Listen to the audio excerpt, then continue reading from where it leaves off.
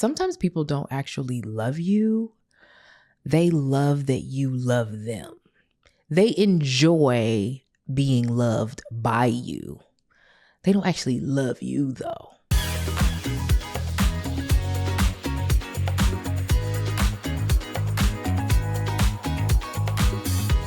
Welcome back to the Humaning Well podcast. My name is Amber Cabral and thank you for joining me today. I am fresh off vacation and it was way too short, but I am happy to be back to record this podcast and hopefully you are finding these episodes useful. I've been trying to figure out how to make sure that there's a bit of cohesion. I don't know if I'm going to do another capsule series. Those seem to be popular. But in the meantime, there are a few things I want to cover, and this one came to me actually while I was on vacation. So I've shared a few times on this pod that I'm in a very transformative season. So a lot around me has been changing. I mean, just in the last 8-9 months, I have closed a company, started a new company, went through a breakup, shaved my head. And that's just honestly the high level stuff that just kind of comes to mind. And on this journey, on any journey, I think the thing that helps us get through is community. And so while there's been quite a bit of transition in my, life, there's also been quite a bit of transition in my support system, in my community on this journey as well. And I mean, relationships I felt very committed to or deeply attached to, no matter what happens, I know we are good, right? Only we weren't. I've lost some of those relationships. And so this week while I was on vacation, I came to the realization that sometimes people don't actually love you. They love that you love them. They enjoy being loved by you. They don't actually love you though. Okay. They love how your affection and attention and energy benefits them. And I'm not just talking about romantic relationships here. I'm speaking about all types of relationships, including, your platonic relationships. And this could even be acquaintances or even workplace connections, right? To me, loving, or depending on the type of relationship, caring, to me means that you value me, you care about my well-being, my needs, my growth, and my humanity, whether or not I am actively giving or doing something for you. And listen, I am a giver. I can admit it. I am a very generous person. My friends will say that. And so, it's very easy for me to mistake someone enjoying that I am a giver and loving and nurturing as them loving me back, right? And so I think as I was on vacation, just kind of processing, the last, year, I was like, wow, these people didn't love me. They just loved that I loved them. I haven't been able to give the same this year. I'm minding my finances. I am focused on humaning better. Things have been very interesting because I closed the business and started a new one. And there's been a lot going on. And my capacity has been consumed lately by just me trying to prioritize what needs to get done and prioritizing myself. So some people have shifted or they personalized that I wasn't able to show up the same way. Some people have just outright mistreated me, which caused me to change how I showed up, right? Which gave me a clear view also into who they are and, also who I was to them. There's just been a lot of shifts. And the bottom line is, regardless of how the shift showed up, it has been really clear to me that some people really just love the way that I love them and the energy that they got from me. And I loved that so much that I didn't even notice that they didn't actually love me until something major happened. So in this episode, I want to talk about the difference between someone loving you and someone loving how you love them and what you can do about it if you notice that is happening in your life. So first, there's a few things that to me were dead giveaways as I was processing that, maybe this person I thought, loved me was actually only, enjoying that I love them. All right. So the first thing for me was consistency versus conditionality. All right. So I had a couple of experiences where I noticed folks that, seemed to be my friend suddenly weren't around when they didn't need my perspective or weren't trying to extract ideas or figure out what was going on in my business versus their business or wanted my perspective on some project, or when I didn't lead with like support, or when I wasn't always the first to pick up the bill. It's like the reach outs just kind of like slowed down or stopped. And initially I didn't really notice that because it's not like I stopped most of those things on purpose. I just have had a lot going on. But when my alarms would kind of start going off and I would make an attempt to go, oh my gosh, I haven't really, talked to so-and-so, and I would try to reconnect. In some cases, it seemed like it would be impossible to like time a get together. We just couldn't make it work, despite the fact that we might live, almost walking distance from each other, right? We just can't seem to get together. And then in other cases, I felt like my reaching out was like just super labor intensive, or like I was annoying them or something. And what made this really obvious is that while this is going on, there were other folks around me who were consistent. All right. So not, disregarding, being very conditional with their friendship. They were consistent with their friendship. So folks who I, would say were wanting to be there and support through things that were difficult for me, like when I shaved my head was a super emotional, transition. Friends who really, really looked out for me and checked on me when I was going through a breakup. Folks who, understood that, it was a lot for me to close my first company. Or like when Robbie Starbuck was like on Twitter posting me as like an example of DEI failing, like that stuff was a lot. And when all of those folks were showing up, it became really clear who wasn't. Now, I also want to just say here, I'm not a needy friend. I do have a lot of friends. And so I connect when I can, how I can. And I expect that in my friendships. We're not going to always be able to spend a whole lot of time together. And, relationships and friendships have seasons. But it was plain to see that there were folks who gave to me in ways that nourished me and like were really supportive through some tough transitions. And then there were those who were only interested in connecting under certain conditions, specifically conditions that serve them or answered their needs, right? And so I do want to encourage you to try to pay attention, to places where maybe there is some conditionality versus when it is like, I am really and truly interested in being a consistent friend and, a part of this relationship. So that's the first thing. The second thing I kind of noticed is that there's sometimes these, let's call it imbalanced parameters. Like there are these imbalanced parameters around a relationship. So I'll just kind of give an example. Recently, I noticed that someone who I love very dearly, and this is not a romantic relationship at all, but, they wanted all of the bandwidth and grace for their flaws, like, needed all of the room for their mistakes, but like literally had no accommodation of any kind for me to make any kind of mistake. Like any mistake I made was received or met with like this very specific energy. And they would, for example, misunderstand something I said or assume something about me and like totally fly into like a rage, anger, saying triggering things, being mean, using sarcasm to kind of like cut at me. And initially, because I knew that they were going through a lot, I just ignored it. I was like, okay, this person's going through a lot. Maybe they just kind of need a little bit of grace. When I love somebody, I can't lie, I'm going to give them some grace, right? And I love them and I know that they're going through a lot. And I'll also add that like in the beginning, they would apologize. Like when they would calm down, they would come back and go, you know what?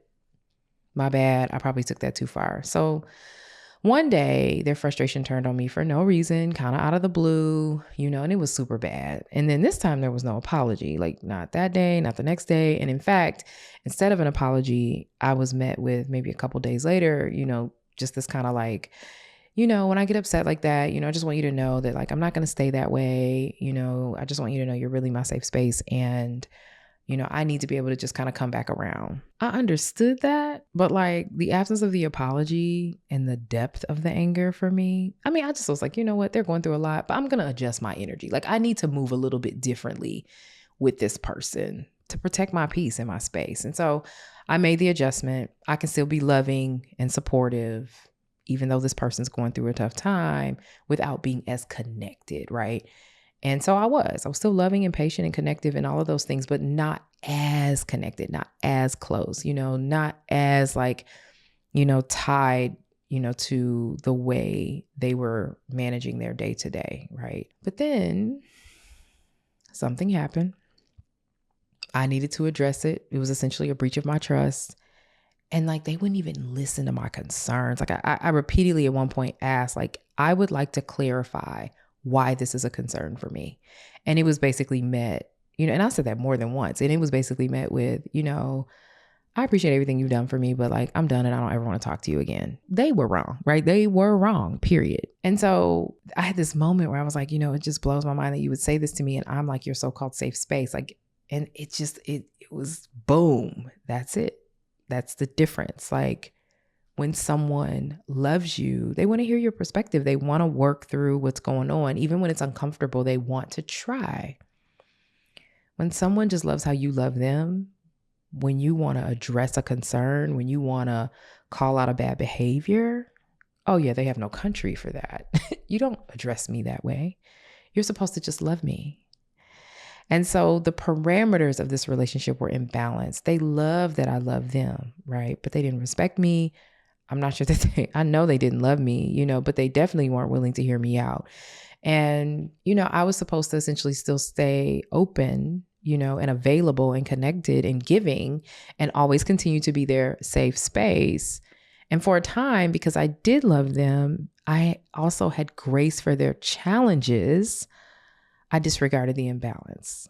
If the rules for what love, care, respect, and exchange look like between two people are vastly different, that may be a sign that one person really just enjoys being cared about, but isn't really adding value to the connection. And that was what was happening there. This person was like, oh, wow, you really love me and I am going to take advantage of that, but had no country for loving me back responsibly.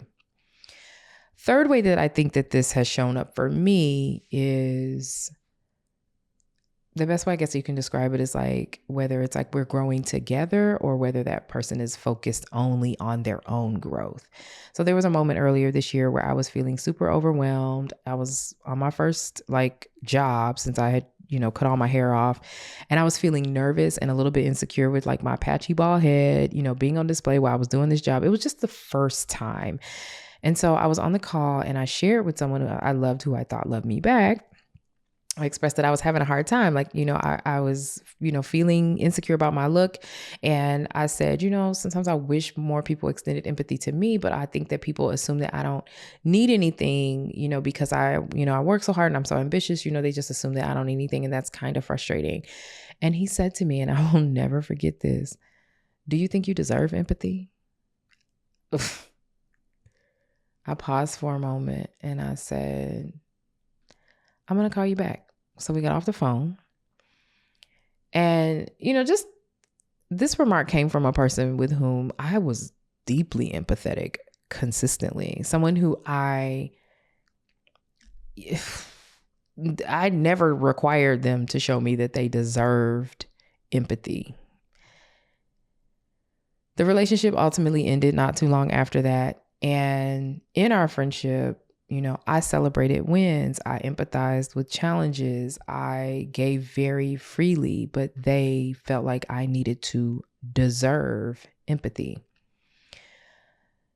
In this scenario, I think it's important for you to make note of how someone behaves around your ups and downs versus their own ups and downs, because loving you means wins are celebrated without jealousy or minimization. Your tough times are met with empathy. Loving that you love them means that your growth or wins or needs might feel like a threat or they're ignored or minimized. So those are the three main behaviors that I feel like have kind of crystallized for me around this, where it's like, you can enjoy a person enjoying you and not realize that they don't love you back, not responsibly. Then, of course, the question becomes, what can you do about it? Now, in all three of these circumstances that I just outlined, people are no longer a part of my life, but I took a specific approach to that. And every situation doesn't necessarily require a complete disconnection. So this is how I recommend that you approach. And, because everything also isn't a confrontation. I know I'm big on giving you advice to, have the dialogue, but I do think you can take, a little bit of a different approach. The first thing I think that's important is acknowledge it quietly to yourself that you see this thing happening. You know, you don't have to rush to confront it or confront them, but just notice it. And if you need to, maybe make a list of what you've observed, because for me, I find, especially with people that I love, I don't keep track of times that they've hurt me, right? Like, I love this person. Okay, they hurt my feelings a little bit, whatever. But what can happen is that means I also am not noticing that it's happening over and over until it's way too late. So people end up getting away with way more than they should because I haven't really been keeping track. So it may be helpful for you to kind of maybe take notice and then intentionally make a list so that you can go back and look at that. Then the next step I would take is like, clarify your boundaries. Remember, your boundaries are for you. You can change your boundaries to whatever you would like them to be at any point. So decide what you are and aren't willing to keep giving or doing or sharing without the reciprocity, right? And you don't even have to say anything about it. Like, they're your boundaries. You can just adjust. If you want to talk about it, you can, but ultimately, they're your boundaries. You can just say, you know what, I'm going to move this way instead. This is, feels a bit safer for me. And in the example that I shared about, the imbalanced parameters, the person that was like, hey, you're my safe space, but ultimately would like rage out on me. I knew that person was having a tough time. And so I made the decision, instead of saying anything initially, to just adjust my boundaries. But that adjustment caused them to behave in a way that caused them to get out of community with me anyway. So sometimes the boundary adjustment will do the labor for you. Sometimes the boundary adjustment will cause someone to just make the decision like, you know what, I'm not going to do this anymore, because they're not getting whatever that thing is that they're extracting from you. They're not getting it anymore. The next thing that I think could work, or what I did is, I intentionally made a couple of choices. So I made choices about how the relationship needed to work. I made choices in some cases to have an honest conversation, or I made choices to step back, altogether. But I did them, I made those decisions purposefully. I chose intentionally what I wanted to do. If I wanted to still be in community with this person, but it needed to look different, I made that adjustment. If I wanted to have an honest conversation, then I, created the environment to do that. If I wanted to step back entirely, then I did that. But I made those choices intentionally and not from a reactive place. It wasn't like, oh, you're acting funny, I'm gonna act funny too. It was more like, how do I want my life to feel? Remember that question? I've asked you that, a few podcasts back. How do you want your life to feel? And so in deciding that, I made an intentional choice about what would get me there. I've also noticed that since I've been being intentional about my own humaning well, because by the way, I'm teaching you all this stuff and telling you all these things, but like, I am also always on this journey. This is a lifelong journey. But I have noticed though, since I have been humaning well and doing that better, that my body, my intuition, my gut instinct, all of those things have been on point, like way better, than you can imagine. And it's been a lot harder also for me to ignore. Sometimes you get a gut feeling, you're like, I don't know about that. That's probably not that big of a deal. Now I'm kind of like, okay, the warning system's going off. The thing is thinking, and it's telling me that there's something I'm going to have to address. And so, I say that because if you take good care of yourself and your body, and your mind, those things will conspire to protect you. They will tingle when they need to let you know something's up. And so you'll catch things a bit faster. And I have definitely been in that scenario myself. It's almost, a little mind blowing how I can kind of just feel it coming, and then the thing, whatever it is, shows up. But in case you are still on the journey and like you're just not that attuned yet, you may need a little support for evaluating if someone loves you or just loves how you love them. Here's a few questions that you can use. Do they check on you without needing something? Real big one. All right. Like, check on me just cause, what I'm saying? Hey, how you doing? It don't have to be a phone call. It could be a text. We got all these communication methods now. It could be on Instagram, whatever. Check on me. Do you feel nourished or drained after spending time with a person? If you consistently feel drained, pay attention to that. When you stop initiating contact or giving, how does the relationship shift? Does it shift? Pay attention to that. Sometimes you can't be the giver, right? Sometimes you can't. What impact does that have on the relationship? Make note of that. And then the last question is, when you're celebrating or grieving or, dealing with big emotions, whatever that, how do they show up for you? Do they show up for you? What does that look like? Make note of that as well. Now, I also want to just add here that, this podcast is available to everyone. So it's possible that some of y'all are the problem. All right. Some of y'all are the problem. You are the energy sucker. You are the person who is not loving people back the way that people love on you. And if you are wondering if that is the case, you may want to ask yourself the questions that I just gave you. Do you check on people without needing something from them?